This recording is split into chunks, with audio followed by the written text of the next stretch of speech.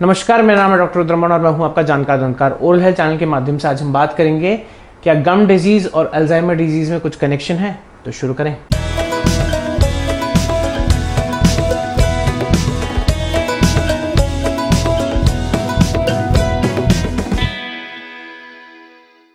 तो आज का एपिसोड बहुत ही इंटरेस्टिंग है क्योंकि जो है एक चीज़ मुझे पता चली रिसेंटली, क्योंकि मैं आर्टिकल्स के थ्रू जा रहा था कि आजकल के ज़माने में अल्जाइमर्स डिजीज़ जो एक अम्ब्रेला टर्म में जिसको हम डिमेंशिया बोलते हैं वो बहुत उसका काफ़ी काफ़ी प्रचलित हो गई है।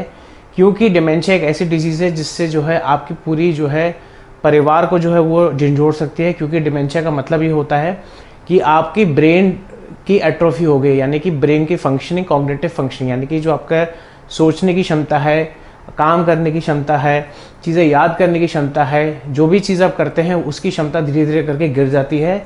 यूजुअली ये ओल्ड एज का एक कॉन्सिक्वेंस भी होता है, लेकिन कुछ पिछले सालों में हमने नोटिस किया है कि अल्जाइमर्स डिजीज़ काफ़ी ज़्यादा बढ़ गई है। तो बात करते हैं डिमेंशिया के बारे में। 47 million cases of world wide dementia cases report करे जा चुके हैं ऑन टॉप ऑफ दैट, जिसमें से 60 से 70% जो लोगों को अल्जाइमर्स डिजीज़ है।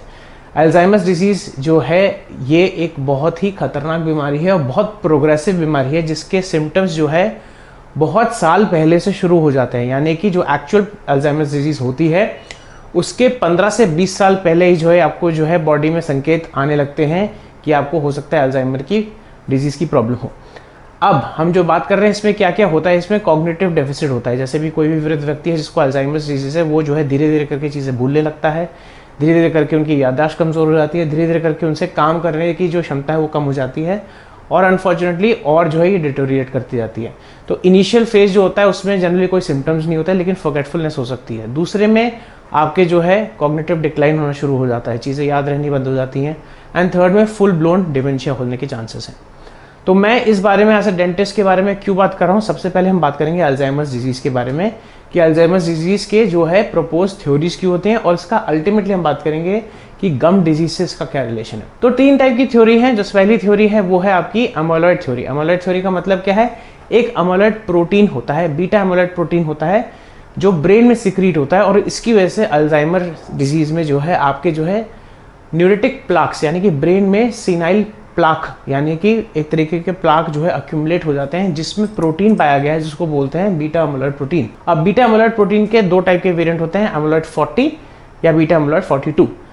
अब क्या है, इसमें पता चला है कि अमाइलॉइड थ्योरी के हिसाब से फॉर वॉट एवर रीजन अगर आपके ब्रेन में अमाइलॉइड प्रोटीन ज़्यादा बढ़ जाता है, यानी कि बीटा अमाइलॉइड प्रोटीन ज़्यादा बढ़ जाता है, जैसे कि जो उसका प्रीकर्सर प्रोटीन है उसमें क्लीवेज हो जाती है अल्फा बीटा गामा की तरह, उसमें जो एंजाइम्स होते हैं उसकी वजह से बीटा अमाइलॉइड प्रोटीन के ज़्यादा बढ़ने की वजह से सिनाइल प्लाक्स हो जाते हैं, जिसकी वजह से बीटा अमाइलॉइड प्रोटीन ब्रेन में फैल जाता है। वो प्लाक बन के उसकी वजह से नर्व डैमेज होना शुरू होता है, न्यूरोनल डिजेनरेशन शुरू होता है, और उसकी क्लियरेंस, यानी कि एक जगह उसका उत्पाद हो रहा है दूसरी जगह उसकी क्लियरेंस होना है, वो क्लियरेंस कम हो जाती है, तो उसकी वजह से उसकी मात्रा ब्रेन में बढ़ जाती है, जिसकी वजह से आपको कॉग्निटिव डिक्लाइन, यानी कि आपकी मन की जो क्षमता होती है, ब्रेन की क्षमता होती है, वो कम हो जाती है। दूसरी थ्योरी क्या कहती है, दूसरी थ्योरी कहती है इन्फ्लेमेटरी पाथवे। इन्फ्लेमेटरी पाथवे मतलब कि आपका जितना भी बॉडी में कंपन या इन्फ्लेमेशन होगा उतनी ज़्यादा आपका रिस्क अल्जाइमर्स का होता है। अब अल्जाइमर्स के मैं रिस्क फैक्टर्स आपको बता देता हूँ। यूजुअली अल्जाइमर्स के risk factors generally lifestyle diseases होते हैं, जैसे कि कार्डियोवास्कुलर डिजीज़, ठीक है, स्मोकिंग होता है, ओबेसिटी होता है, हाइपरटेंशन होता है, ये सब चीज़ें होती हैं, ऑटोइम्यून डिजीजेस होने के चांसेस होते हैं।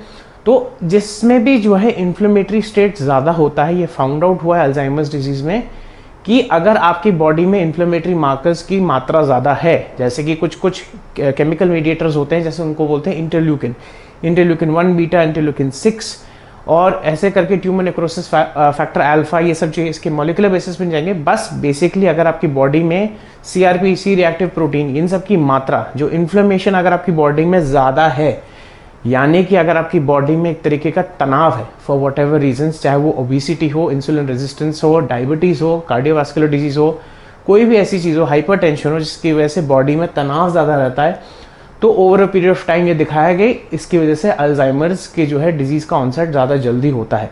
क्योंकि हमने ब्रेन ऑटोप्सीज भी देखी हैं आर्टिकल्स में, जिसमें पता चला गया है, उसमें बहुत सारी चीज़ें ऐसे मिली हैं बहुत सारे पेशेंट्स में ऐसा देखा गया है, जब अल्जाइमर्स डिजीज के पेशेंट्स को हमने नॉर्मल कंट्रोल से सेम एज सब कुछ मैच करके कंपेयर किया, तो उनके जो बॉडी में इन्फ्लेमेशन, तनाव, स्ट्रेस, इन्फ्लेमेशन बहुत ज़्यादा था कंपेयर टू दैट, और ये केमिकल मीडिएटर्स ज़्यादा थे। अब तीसरे इसके थ्योरी पे आते हैं जिसको हम बोलते हैं पैथोजन थ्योरी, यानी कि जो कीटाणु होते हैं ब्लड में, यानी कि स्पायरोकीट्स, बैक्टीरिया, जितने भी ये सब बैक्टीरिया होते हैं, अगर आपकी ब्लड स्ट्रीम में ज़्यादा है, इनकी मात्रा ज़्यादा है, तो डेफिनेटली चांसेस हैं कि आपके अल्जाइमर्स का रिस्क ज़्यादा होगा। क्या कहने का मतलब है, जब ऑटोप्सी करी गई थी अल्जाइमर्स के पेशेंट्स की, तो उनके ब्रेन में जो है बैक्टीरिया भी मिले थे, जैसे कि स्पायरोकीट्स, और कुछ कुछ ऐसे बैक्टीरिया हैं जिसमें जो है हम बात करना चाहते हैं, जैसे कि पी जिंजिवालिस, परफोरामोनस जिंजिवालिस, ट्रिपोनिमा डेंटिकोला, एकिनेला कोरोडेंस, ये सब का क्लैमिडिया न्यूमोनिया, तो ये जो आपके जो बैक्टीरिया हैं ये सब ऑटोप्सी में मिले हैं।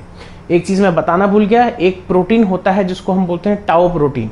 टाउ प्रोटीन एक ऐसा प्रोटीन है जिसका हाइपर फॉस्फोराइलेशन, यानी कि एक प्रोटीन है टाउ प्रोटीन में अगर हाइपोफॉस्फोराइज का फॉस्फोरस अगर बढ़ जाता है तो आपके जो है अल्जाइमर्स डिजीज होने के बिल्कुल चांसेस ज़्यादा बढ़ जाते हैं। ये एक पॉजिटिव फैक्टर भी हो सकता है।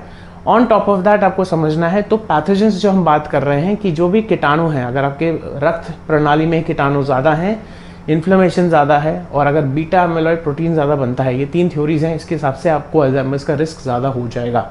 अब एज ए पेरियोडोंटिस्ट यानी कि गम डिजीज़ का स्पेशलिस्ट मैं ये बात क्यों कर रहा हूँ, क्योंकि गम डिजीज़ में ये तीनों के तीनों पाथवे कहीं कहीं मिलते हैं।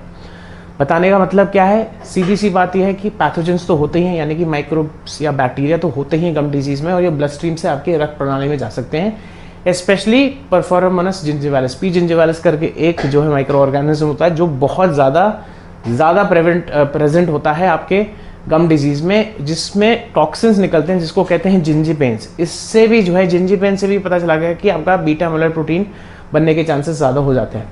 ऑन टॉप ऑफ दैट सबसे इंपॉर्टेंट चीज़ है, एक होता है blood brain barrier. Blood brain barrier का मतलब ये है कि आपके रक्त प्रणाली से जो ब्रेन है उसका जो है कम्युनिकेशन है, वो ब्लड ब्रेन बैरियर जो होता है उसकी परमेबिलिटी जो है बहुत ज़रूरी होती है। जहाँ उसकी पारदर्शिता बोल लीजिए या परमेबिलिटी बोल लीजिए, अगर वो जो है ज़्यादा हो जाती है, इसकी वजह से इन्फ्लेमेटरी साइटोकाइंस यानी कि जो केमिकल्स हैं स्ट्रेस के, जो आपके पैथोजेंस हैं बैक्टीरिया, वो भी जो है ज़्यादा चले जा सकते हैं। अब इस बारे में मैं बात क्यों कर रहा हूँ, क्योंकि जो है बहुत सारी डिजीज़ में पता चला गया है जिन लोगों को अल्जाइमर्स डिजीज़ थी उनकी जो है ओरल हेल्थ बहुत ख़राब थी कंपेयर टू पीपल जिन लोगों को अल्जाइमर्स डिजीज़ नहीं थी। On top of that risk ratio जो कहते हैं, यानी कि अगर आपकी ओरल हेल्थ जो है ख़राब है काफ़ी, तो आपको 1.7 टाइम्स ज़्यादा रिस्क है अल्जाइमर्स का, यानी कि 1 से ज़्यादा बढ़कर रिस्क है आपको अल्जाइमर्स डिजीज़ का। और ये नोटिस किया गया है कि जो ऑर्गेनिजम्स जो मिले हैं गम डिजीज़ में, काफ़ी सारे ऑर्गेनिजम्स कॉमन हैं आपके अल्जाइमर्स डिजीज़ में। ऑन टॉप ऑफ दैट ये भी पोस्टुलेट किया गया है कि हो सकता है गम डिजीज़ एक रिस्क फैक्टर हो अल्जाइमर्स डिजीज़ का, क्योंकि उनके पाथवेज बहुत सिमिलर है। जो पाथवे आपका अल्जाइमर्स डिजीज़ का है, काफ़ी सिमिलर पाथवे जो है आपका पेरियोडोंटल डिजीज़ यानी गम डिजीज़ का है।